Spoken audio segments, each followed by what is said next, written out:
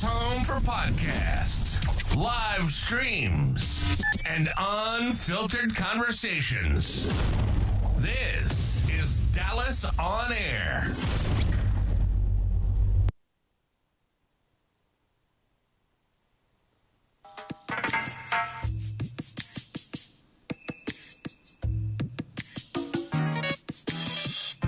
The Groove, a podcast that's a transformational show about dance and the people's journey to success. That's just a vibe. Welcome to the couch. The Groove, sponsored by the flyest station in the nation, flyradio.com. Your station for music lovers. Listen live 24 hours on flyradio.com. Download our app from the Google Play Store for talent or advertising opportunities. Please call 773-FLY-DIVA, otherwise known as 773-359-3482.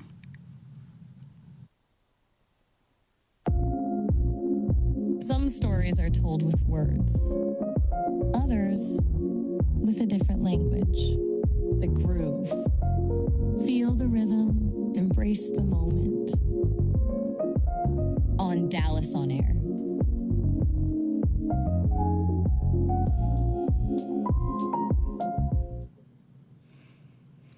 Welcome to The Groove. I'm excited to have a very special lady on the show tonight, Miss Katura Greene from We the People.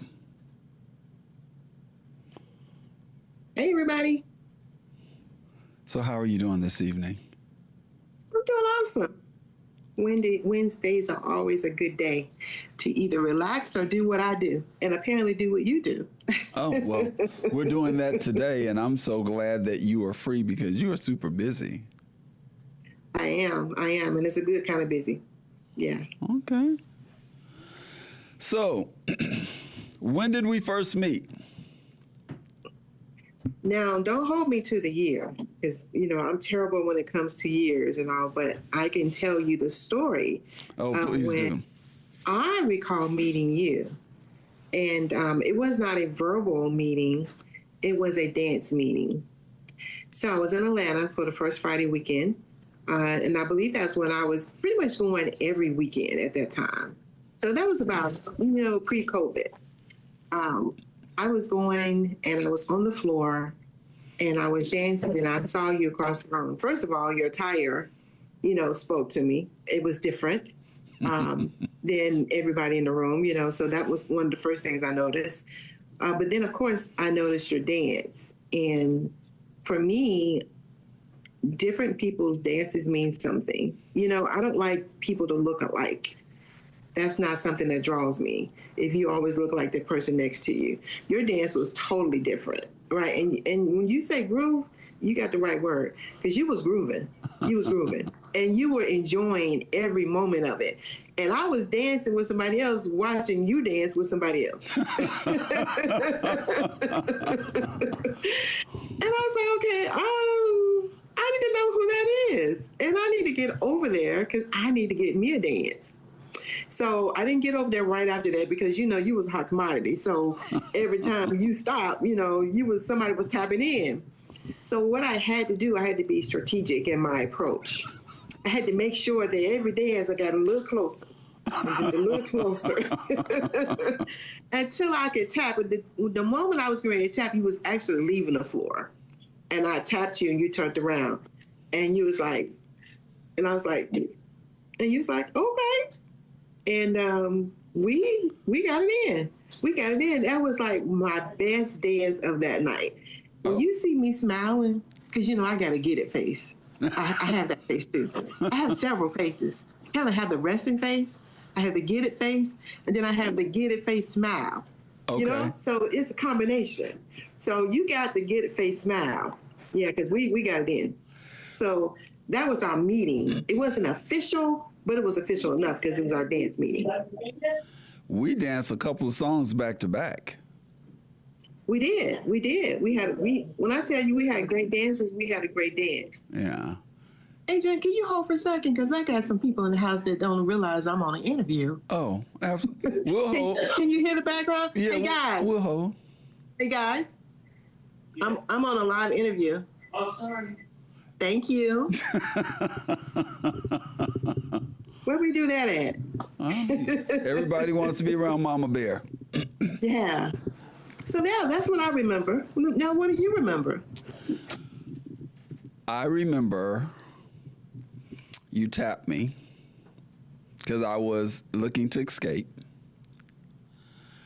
And you wanted to, and I noticed your dance. And I was like, oh, good. I was excited because I didn't know if I would ever get a chance to make it over there to dance with you, because I was making an attempt earlier on, unbeknownst to you, to dance with you because I saw your dance. I was like, oh, she's fire. And I kept on getting tapped out. Every time I got close to you, somebody tapped me out, and I'm there to dance, so that's what I'm going to do. Right. Yeah. And you were doing it, that's for sure. That's what I go out for. You know, I don't have an agenda. I just go to create memories. And you do exactly that. Yeah. Can I ask you a question? Yes. So just before we get that, so tell them what you do, because this is going to be a interview conversation on the couch, because she's a professional interviewer. So tell the people who you are that don't know you all across the universe. Okay. Awesome. So I'm Katura Greene. Now, if you're really close to me and I'm friends with you, you'll know me by KT Greene, right? That's what you'll hear people call me most times. I currently have a podcast called We the People. And We the People was birthed because I felt like all voices were not being heard. I felt like only a small subset of people opinions mattered. And the people who go to the events, the people who pay their good money, the people that take the workshops, they're pretty much 98% of the population. And so for them not to have a voice, for their views not to be heard, I felt like somebody needed to step up and do that. And in lieu of me holding somebody else responsible for that, I decided to be the change that I was seeking. Therefore, I started, just hearing people, because I heard people anyway. People are always talking, in crowds or in groups, but they don't say what they need to say. It reminds me of something like when you're training in your training class, and this is like across the board. You can have 50 people in your training class, right? Right. And in that training class, the instructor can be teaching, and 40% of the people in the class are not getting it. Right.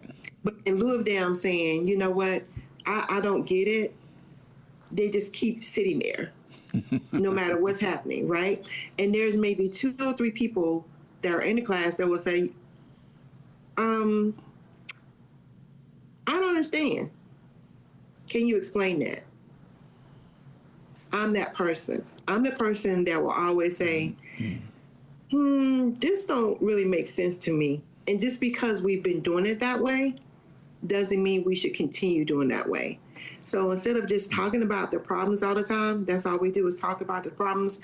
Let's discuss the problems and let's find solutions. So that's how We the People were birthed. Okay, now, thank you. Now that we got that out the way, what's your question? My question is, your dance is not like any other, right? Which is a bonus. It's a bonus.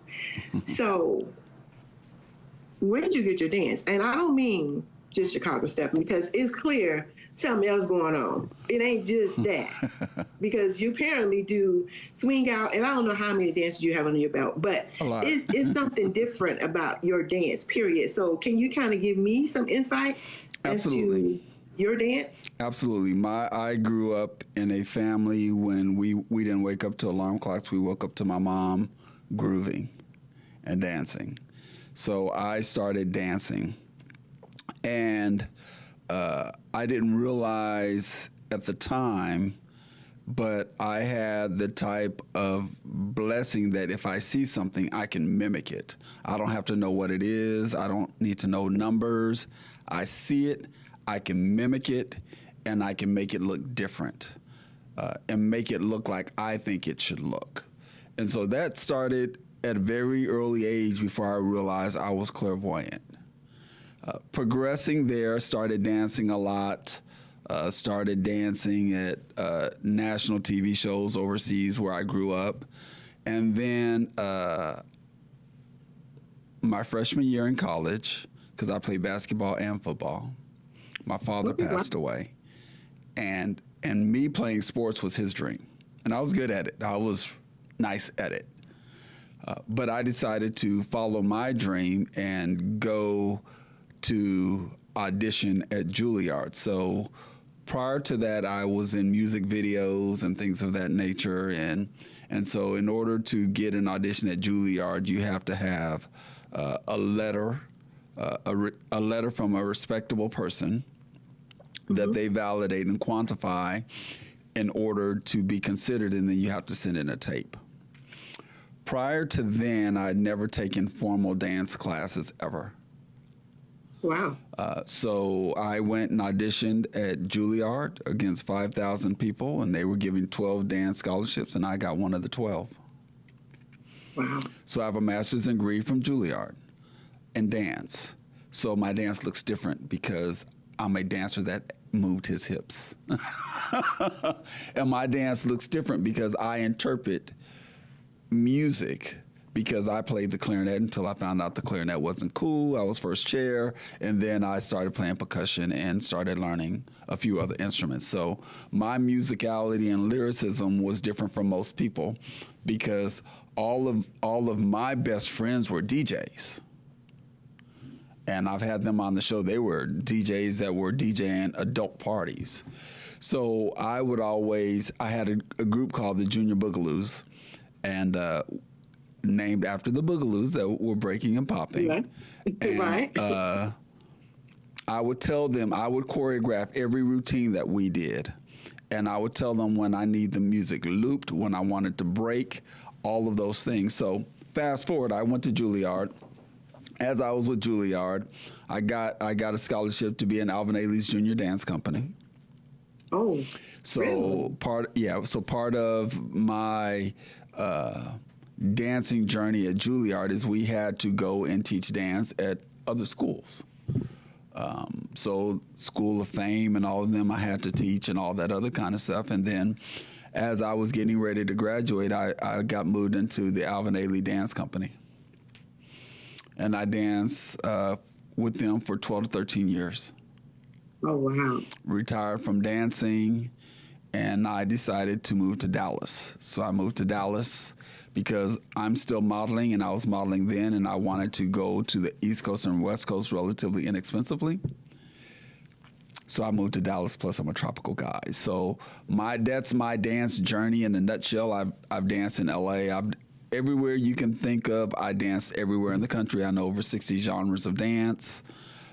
So I'm a dancer.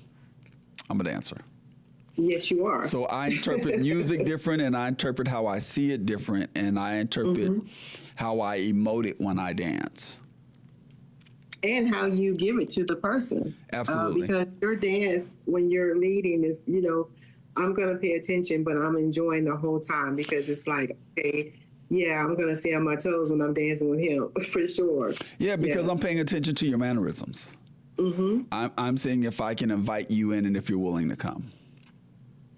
Because as I teach and instruct workshops, whether I'm choreographing for people competing or things of that nature, the dance is about the lady, and the lady's always the one that's going to pull the group through to a winning category.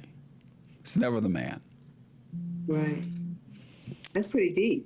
I've never heard that perspective before. So when I started stepping, and I learned to step from stepping B. And really? Yeah, and he's still my instructor. He's my little brother. So he helped me with dancing, and he helped me with stepping, and I helped him with dance philosophies. So when I first started stepping, B, I met Stepping Bee in Atlanta. He was doing, Cheryl Teagle was having sets back then, and he had like 80 people in his class. And so I learned from him.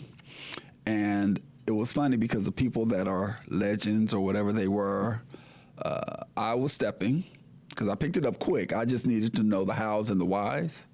Right. And they were literally, they called themselves mocking my dance because it didn't look like them. So they were literally, figuratively sending women to ask me to dance. Sending women to ask me to dance. That ain't stepping. That don't look like stepping. It's not stepping. It's stepping. It's just not you. Because I put me in front of the dance. I don't put the dance behind me. So that's kind of how that happened. And it backfired on them because then they quit getting dances. So they were the guys that, you know, thought they had the cachet, and then I walk into the room and I don't look like anybody, I don't move like anybody, I don't talk like anybody, and I make it about the lady, and people get that, and you know, other people want to feel like the person that I'm dancing with. That's good stuff. And I saw you've been a model, so that explains, you know, that wonderful dress that you have. You know what? I can't give that the credit. That credit goes to my father and my godfather. Oh yeah. I was a military brat, and my father said, "You will be a gentleman, and this is what gentlemen look like, and this is how gentlemen move." So when I was in high school, I was dressing like this. Okay. Yeah, I was dressing like this, and most people know, being a military brat living overseas, having clothes made is relatively inexpensive. So all of my clothes were made. I saw something in a magazine. I would have one of my friends that could draw, etch a sketch, something different than that, give it to the tailor. They already had our contact sheets, and they made our clothes. So my father said, when you come back to the States, you know, it's not cheap. So I said, that's fine. I'll make the sacrifice. So I still today get my clothes made. I was going to ask you, did you think about doing a clothing line, or do you have one? No, don't have the capacity. Don't have the capacity at all. And why do you say that? Let's see, because I have a catering business that you just found out about. Okay. I have a speaking business called Lion Share Advisors, where I do keynote public speaking and leadership development. Oh, wow. I have Groove Theory Dallas, where I teach and things of that nature. And then I have my corporate job. And oh, by the way, I'm a Division I football official. This is my 17th year. So there's no capacity for anything else right now. Right. Book writing, none of that. A lot. A lot. So I'm busy. Yeah. Yes, you are. I didn't know some of those things. Oh, okay. Welcome. Tell me about your dance journey. Well, you know, ours is similar. You know, I was raised in the South, and in the South, you know, they didn't have basements, but they definitely had garages that they changed over to dance rooms. And I remember my aunt actually converted her garage into an actual party room, because that's where, you know, everybody got together, you know, played cards, or they danced, and, you know, they drank and they danced. But, you know, back in the day, you know, the children were to be seen but not heard, right? Absolutely. So we always had our little area. We'd be in another room, you know, dancing because they had the music on. But, you know, at a certain point of the night, there was always going to be somebody calling you, come here, and show them that new dance. Right. Or come show I them was that that new dance, kid you know? too. Come on, Papa. And, yeah, so they always pull me into the room, and I'm really an introvert. I really am. Most people don't realize that, but I am. So, you know, that's not something I really wanted to do. I did know the dances, but I didn't necessarily want to go and dance in front of everybody. But that's what they did. And so that's what I did. And of course, from there, it went to, you know, organize things in school, dance teams. I was always part of a dance team. I was a cheerleader. We always had things that you had to learn, routines you had to learn. And then I was on a band. And I remember when I got to Charlotte, I was married before. And once I got divorced, I was just thinking, you know, it's just got to be more to life than work, church, and home. That's all I'm doing. Raising children, go to church, go to work, come home. That's all I'm doing. It's just got to be more than that, right? Right. And I just forgot about the joy that I received when I did dance, because I was always a leader of something. You know, once I got into dancing, you can best believe I was going to be over it at a certain time. Right. So when I got to Charlotte and didn't figure, you know, I need something, I went out one day to A&T's Christmas gathering. They had a Christmas gathering here. Their division had one here in Charlotte. And I saw somebody dancing, a partner dancing. And they were getting it. Now, it wasn't Chicago step. It was Urban Ballroom. But it was this nice, tall, chocolate brother. The tall, you know, I like the tall brothers. And I was single then. So I was looking at him, and he was grooving with this lady, and he was dipping her. And I was like, oh my gosh, what are they doing? And somebody said, I think that's ballroom. And I said, okay, I need that in my life, right? And so I started looking for the classes, and they happened to be moving a lot at that time. They were trying to find a place, a stable place. So I looked for them for a year, because every time I found them, they had moved somewhere else. So I finally found them. And it was Damon Carter, who's over the Purple Charlotte Steppers. Oh, Damon. Yeah, he had an organization. So I found the class, and I'm going to go back to me being an introvert, right? So I don't really like going places on my own. Back then, I didn't really like going places by myself, right? So I convinced two ladies to go with me. I was like, just come, you'll have a good time, you know? And it's like, okay, we'll try it. So they all went with me for the first class. We got in there. I loved it. I loved it. I was like, yep, this is it. I'm gonna get with this. And they wouldn't come back. The other two ladies wouldn't come back, right?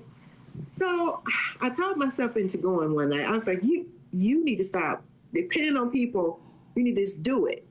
So I left, got dressed. You know, I sat in the parking lot. I had to talk myself into going in. You know, I was watching people go in, and I was like, you better just get them big girls' panties on and going in there. And that's what I did.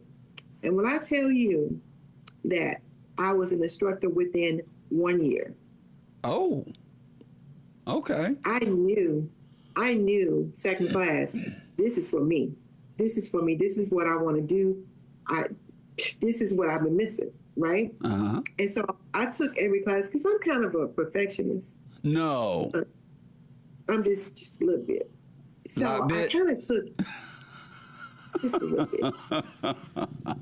So I took every class multiple times. So back then, you had to take each class for like an 8-week period, and then you progress to the next level, right? So after the 8-week period, I was like, oh, I'm gonna stay here. Introduction, right? And my instructor was like, why are you still in my class? And I was like, well, I really want to understand everything before I move to the next level, right?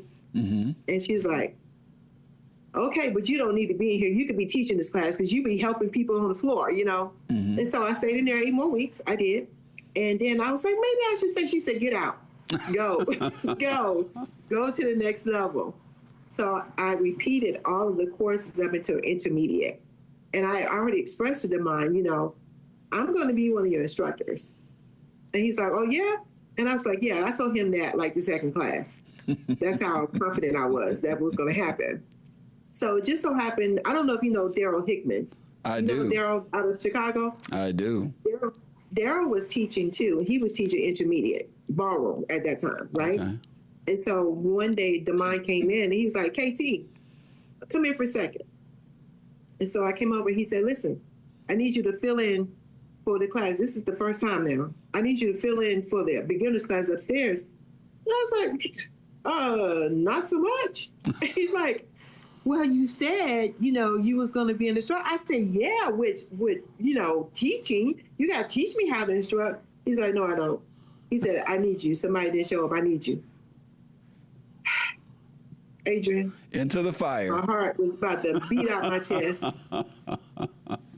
Because Damon did not have small classes back then. When I tell you there was upward of 300 people every Thursday night. Oh, so that's why he moved the way he do, because you all patted his pockets earlier on. Let me tell you something. 300 people, and I know because I used to count for him. So I went upstairs to the, it was called introduction, and it was 40 people waiting for me. Me, by myself.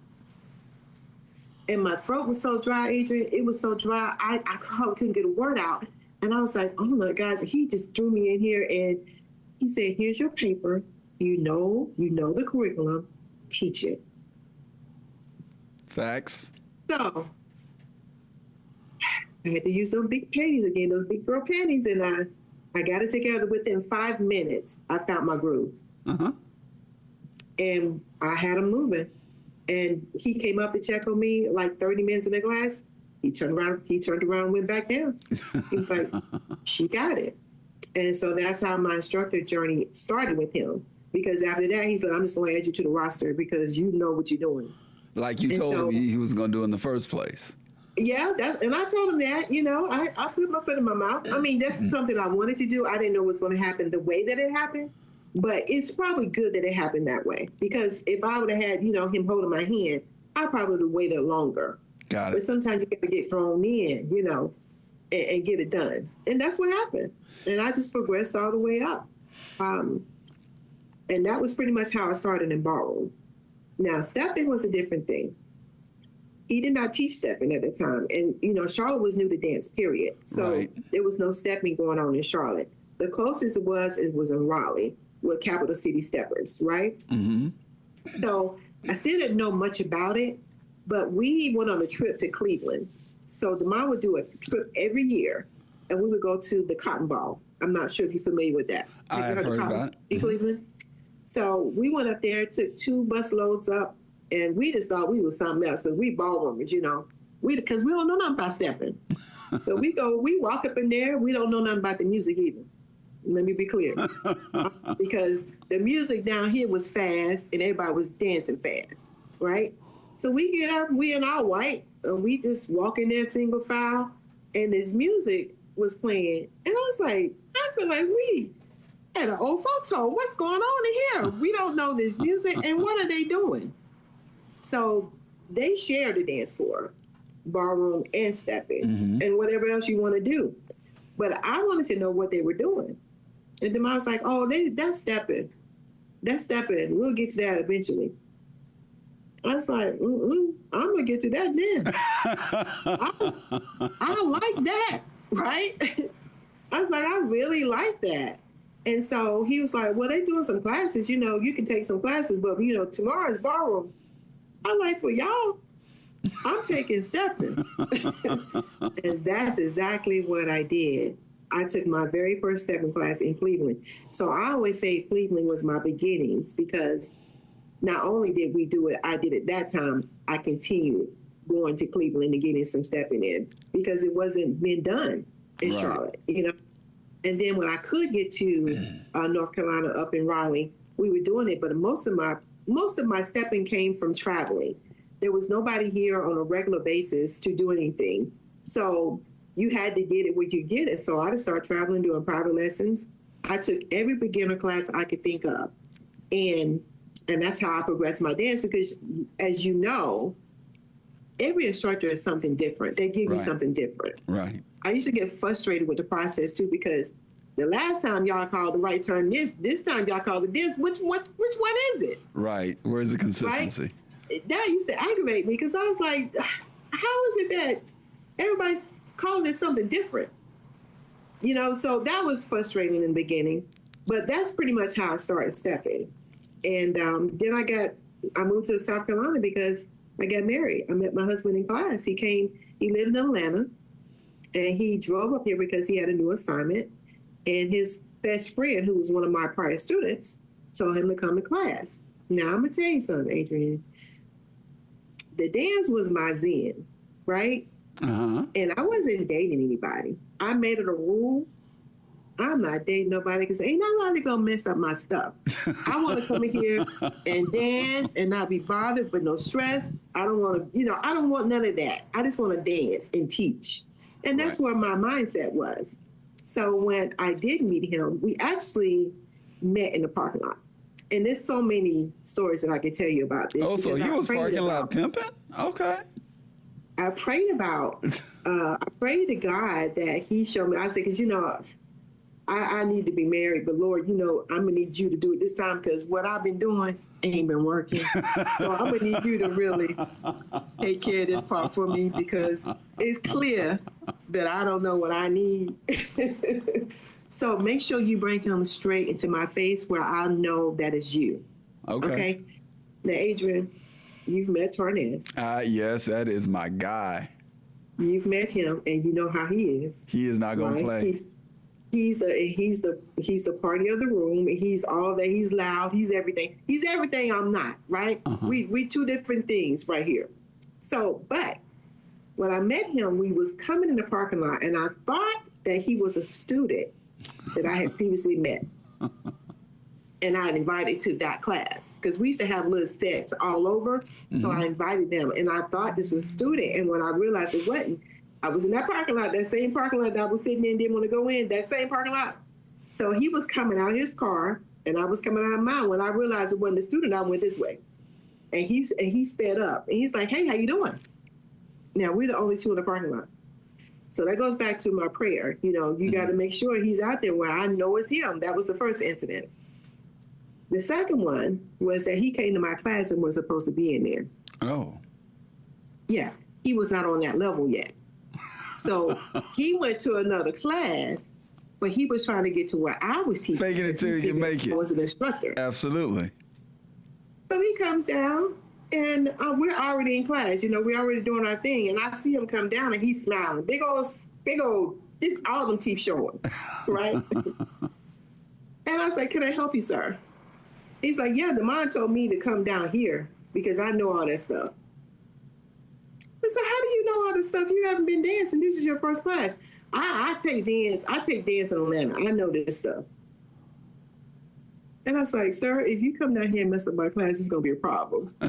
He's like, I got your little stuff. I'm good. That's what he told me. Now I'm cracking up laughing because I know he's not being truthful, right? So he goes over and gets a lady, and he can't even hold her hair properly. He don't even know what to do, right?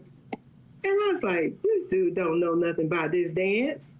But that started our journey. And after class, he kept coming up to me. But he did exactly what I asked God for him to do. He was right here. I'm on the wall, Adrian. He right here. And I kept saying, personal space? And he's like, my breath is fresh. My breath is fresh.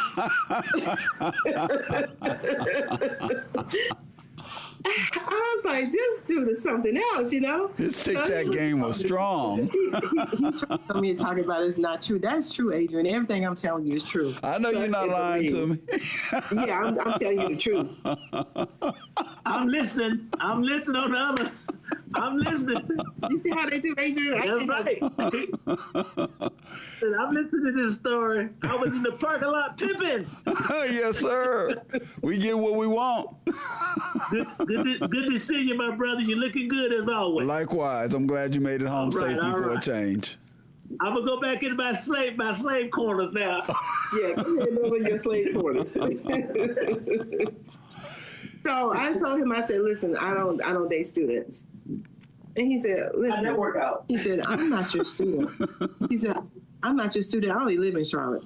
And I said, but you were just in my class. And he said, I'm not your student. And if I don't never have to come to this class again. Right. He said, so can I call you? And I said, no.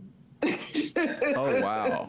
It took a minute because, again, that was my zen, and I didn't want anything, messing that up by dating on the scene, because as I know, it can be positive or it can be negative, but I didn't want that to. It's always the latter for the most part. Right. So he just kept coming back, and it just kept ringing in my head what my father always taught me. If a man wants you, he will pursue you, and he'll pursue you in the pureness of who you are. Right. And I was on a different journey at that time. And he was willing to work with me on that journey. And so after a while, I saw him. I saw who he was. And so we began to date very privately. We did not let nobody know. It was over a year. So you were 002 status? Yes. Yes. Because, y'all be trying to be in people's business. I'm just telling you, people be trying to be. Of course. Everybody want to know what's happening with the teacher. Right, but you don't need that in the beginning of a relationship. You're trying to create some foundation for yourself. And you got to make sure this is something we really want, before you bring other people into it. Absolutely. So it was a year, and we actually showed up together at a Christmas function. And then everybody was looking. Oh, okay. Because they had no idea. That's how we kept it. And before 2 years, we were married. That's what's up. So when I met you and I had an instantaneous connection. When I met him, he and I had an instantaneous connection. Yeah. Isn't that something? Listen, God works and he knows what it is he's doing. So let's talk about how you've come up with We the People. So before you say that, we're going to show one of your amazing flyers. We're going to show, let's show all of them. So this is the first one. Can you tell us about this? Because this is where I was like, okay, this is a different type of flyer. Mm-hmm. Yeah. And you're promoting something. Absolutely. Well, this one was about the incident or the situation where Snoopy King was appointed. And on the same live that he was appointed on, there was some questions that were posed to him on that same live that I felt, and a lot of people felt in the community, that was a valid question. However, it was the wrong timing. Right. So oftentimes I am trying to give perspectives on both sides. Mm-hmm. So that both sides can understand, because oftentimes in communication, most people only can see their viewpoint. If we start to think about both sides, we can determine, okay, maybe I could do this differently, or maybe I can see this from this point of view. So let me sit back and see. And that's what I try to do. So that was about applied pressure or demand, because it's nothing wrong with a little pressure. Pressure can help. Especially if you have a bleed, right? Right. But there's different kind of pressures that you can appoint. So you can do applied pressure when it comes to a white cloth. You can put that down to stop the bleed, or you could actually put pressure as far as a nail. It's still pressure. I can push that nail in, but which one is going to resolve the issue? So that's how we have to start looking at things, especially when we confront somebody with something. Are they going to be able to receive this on how I'm giving it to them? Or do I need to go back and rethink my presentation? Right. So that's what that was about. Okay, let's roll another flyer.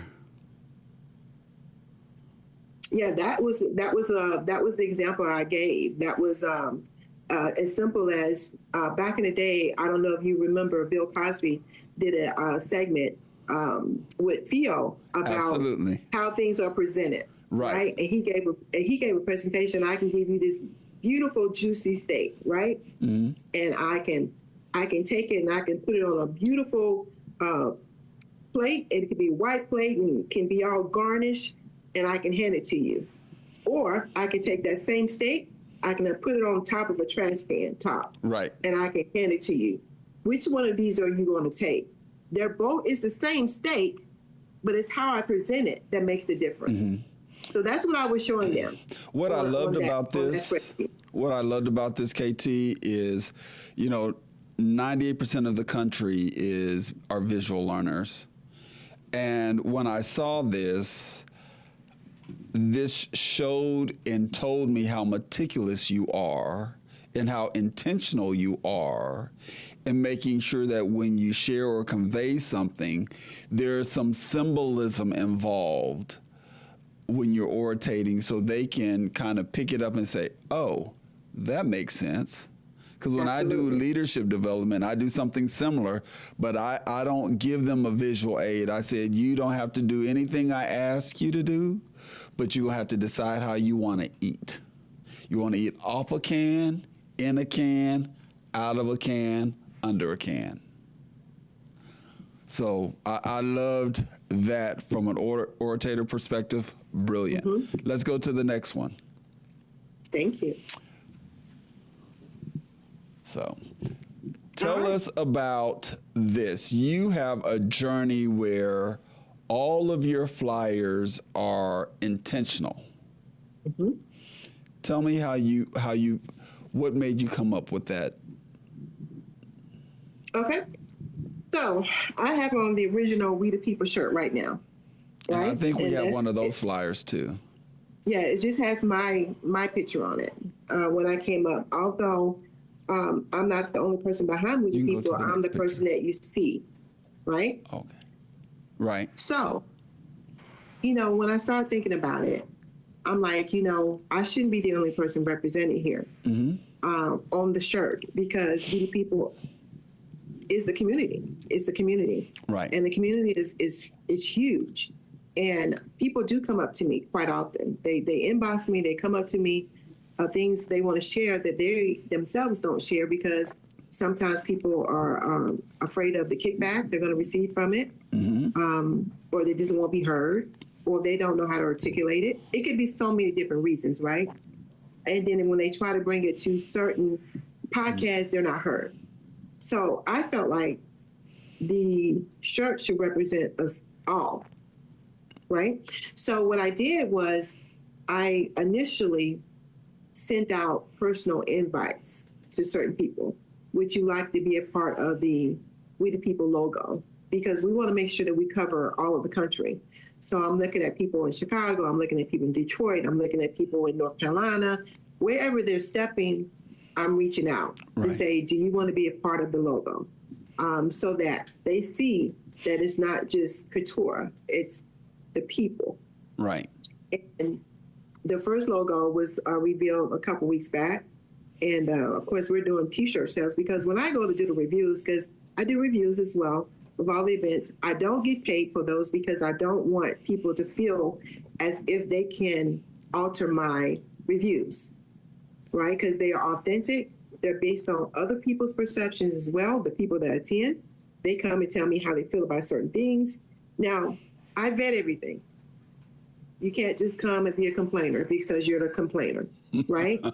But if you have something that's valid, like a dance floor that needs to be replaced or keeps coming apart, things of that sort, those are things we talk about. Right. And that's not just coming from me. So I felt like that should be a collective for all people.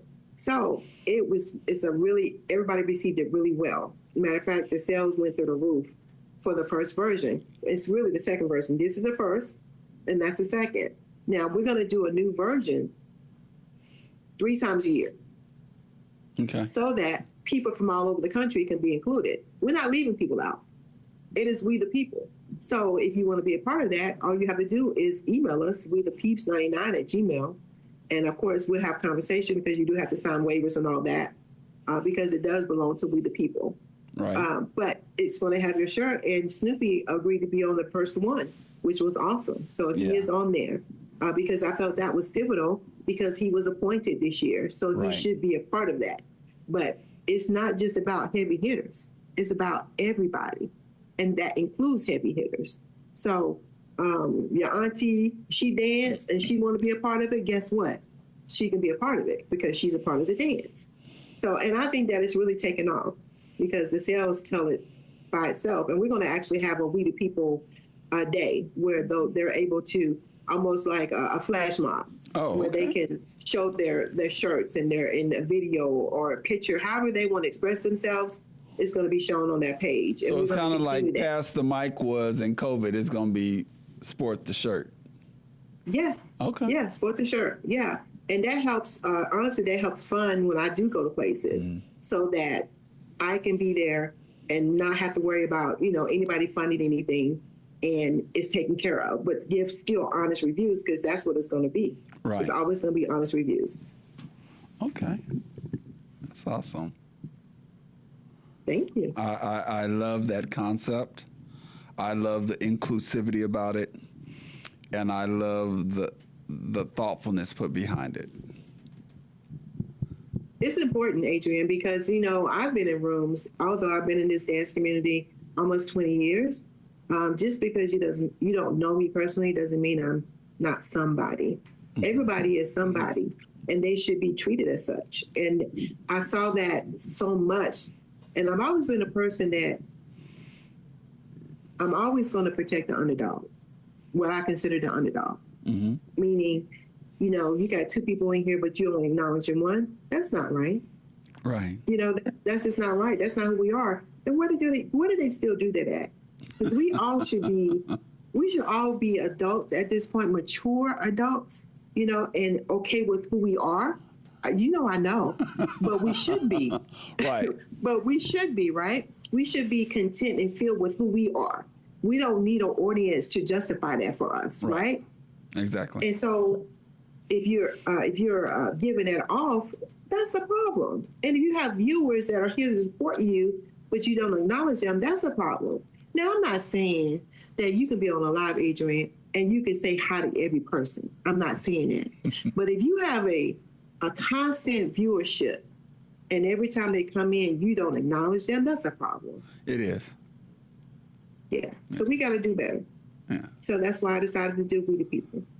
So many reasons. And so how often do you have your podcast, and what days? I want people to be able to tune in and support you. Okay. Well, I was actually doing them most Tuesdays, every other Tuesday. It still depends on, you know, the guests themselves, because some people are just not available, the ones that I've slotted already.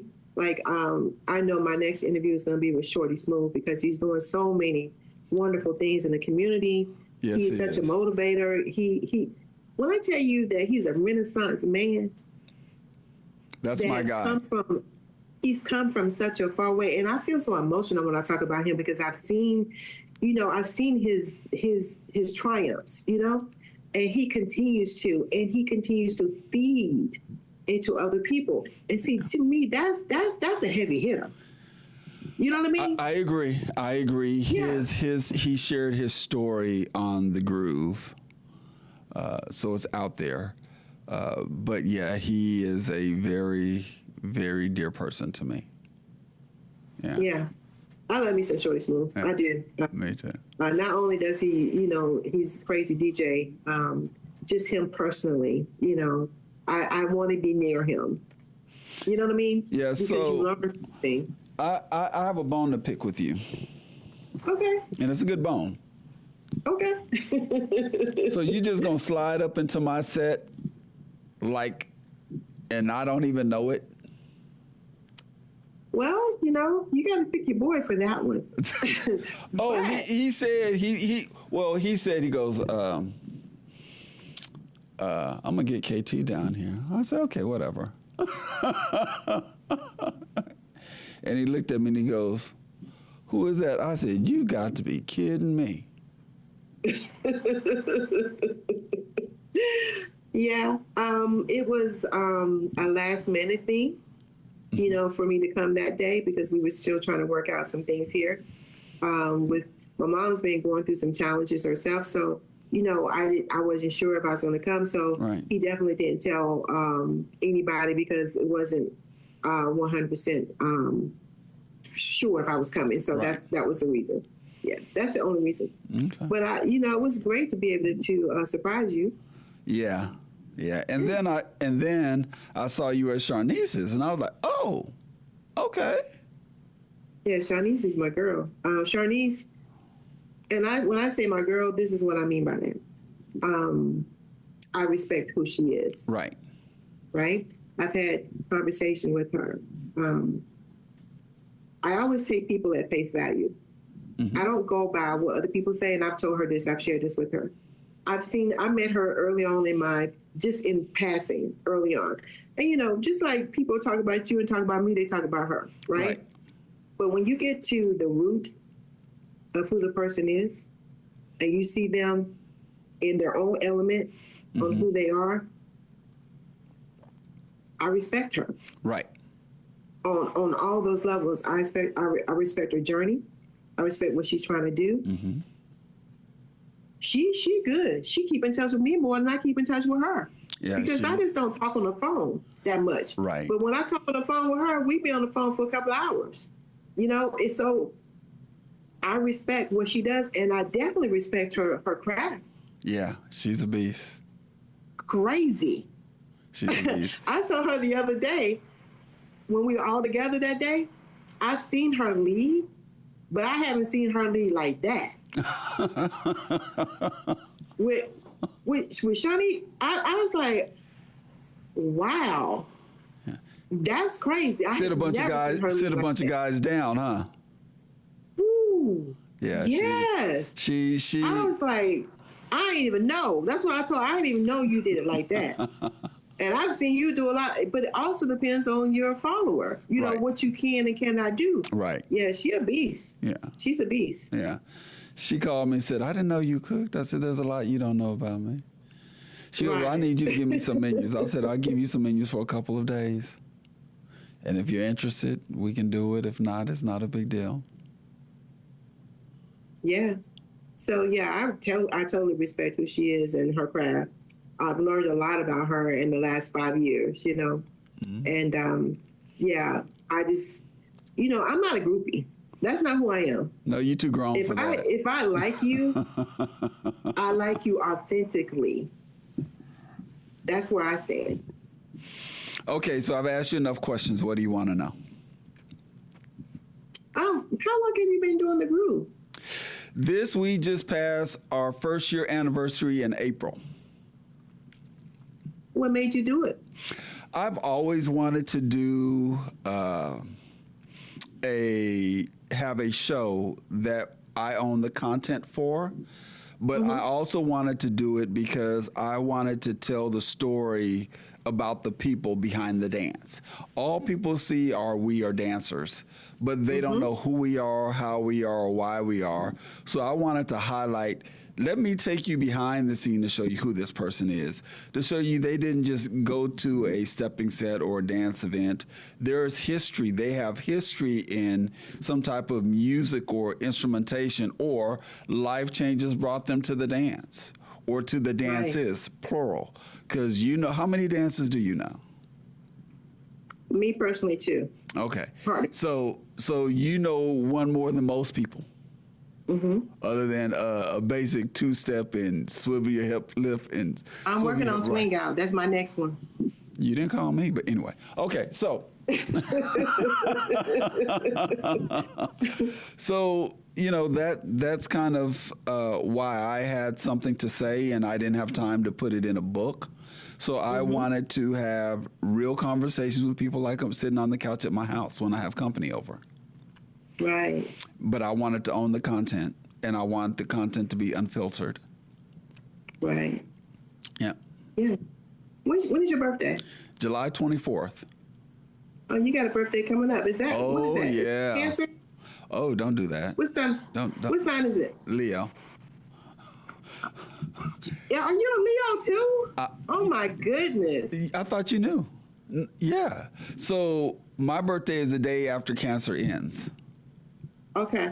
Cancer ends on the 23rd. My birthday is the 24th. Close. Yeah. Yeah, I was close. Yeah.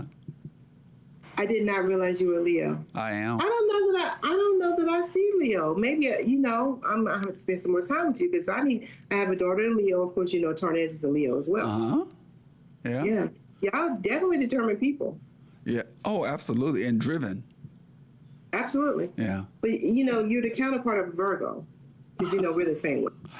You know what? I saw a meme today of someone walking a lion talking about, you know, we're going to see Virgo season come. I was like, you got to be kidding me. Really? You got too far.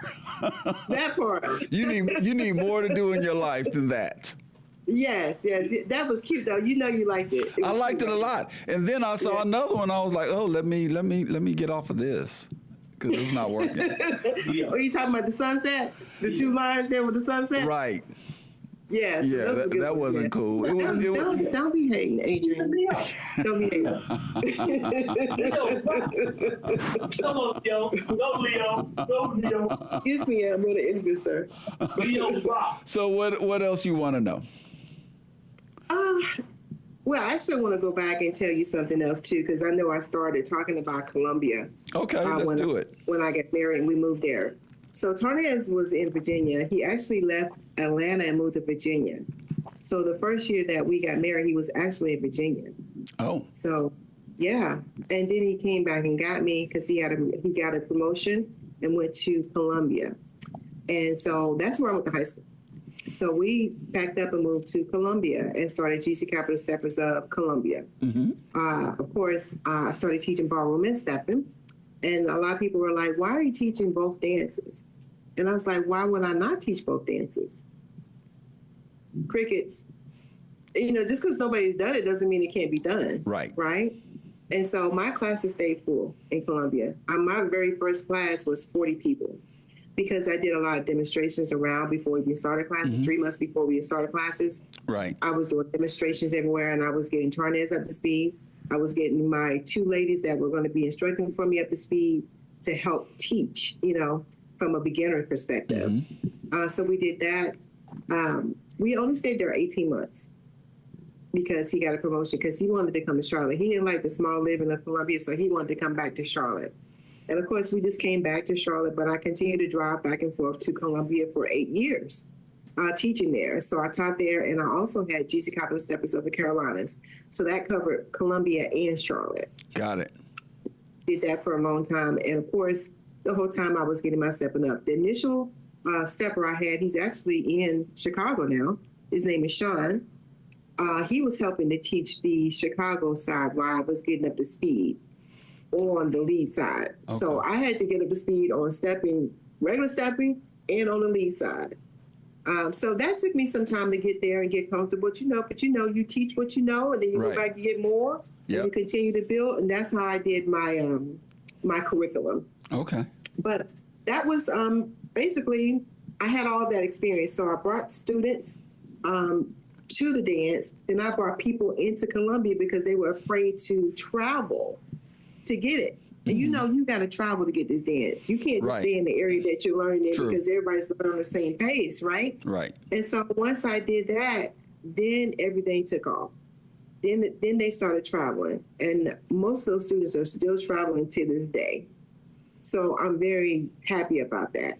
And a lot of them started their own organizations and are doing great things. You know, that only happens when they respect your dance. And when you step on the dance floor, everybody knows you're a beast on that dance floor. And you take it seriously. I love it. Yeah, you can see it. Yeah, I love it. You can see it. I love dance, period. Just like I can see yours. Yeah, for sure. Yeah. That's why it don't matter where you are, Adrian. And when I see you, I'm like, I'm coming for you. Before we get to these commercials, I'm gonna call you out because you was trying to slip out without getting my dance at Sharnice's. No. Yeah, I'm doing it. You know what it was. You had taken your shoes off. You had put on your shoes and hit the door, and I was like, oh, so you leaving without dancing with me? Where they do that at? Well, you know. You already know why we wouldn't dance. I don't know why you're trying to play. All right. You know, it was time to go. Understood. Okay, let's get to these commercials. So coming up this Friday is Second Friday. We have Chicago's own DJ J Boogie on the stepping side and DJ Trap on the swing outside. Next month, tables already going fast for my all-white birthday party. We're having Stepping B that will be DJing on the stepping side, and he will also give a workshop or privates. We're trying to figure that out. And DJ Crazy Q for swing out driving up from Houston. Place is going to be sold out, as you know, so get ready. Tables are already going fast. QR code will be up Saturday. The flyer will be up Saturday after the Second Friday ends. Then tomorrow, we have swing out class 7 to 9. We'll meet you where you are: beginners, intermediate, advanced, need a refresh, need a retool. We will individualize your dance. So come on out. I want to thank my special guest, KT, Miss Katura Greene of We the People. Your T-shirts are fly. I will call you, see how I can get some. I don't wear T-shirts typically. I don't do them, but my people will. Awesome. They will definitely support your initiative. So, you want to say something for the people before we get out of here? Well, I just appreciate you giving me the opportunity to come on the show and to share my journey, and hopefully you guys will join the We the People page, because again, it's about all the people and all the dances. I don't just go to one dance style. So we have the same type of issues in all the dance communities. So We the People is for all the dance communities. So I wanted that to be known as well. But I appreciate it. And of course, if you have any concerns or if you just have some shout outs you want to give to some people who are doing some amazing things, We the People is the format for that as well. And that's on Facebook? We don't just focus on negative. And that's on Facebook? And you're on Facebook yes. and IG also? Not on IG for We the People. Only Jesus Capital Steppers, but right now it's just on Facebook. And of course, if you have we can provide the link for you, but you can also go on my personal page, Katura Greene's page, and you can also be linked that way. Well, thank you so much, UNT, for joining us on the couch tonight. Thank you for the groove. Stay blessed. See you soon. See you next week. Until then, get it in any way you can. All right, and you be amazing, okay? Oh, I'm gonna work on it. Bye-bye. Bye-bye. Are you ready to bring the elegance back to dance? Join Master Instructor Adrian Carson. At Groove Theory Dallas. Chicago Steppin' Tuesdays. Swing Out Thursdays. Smooth music. Grown vibes. Unforgettable.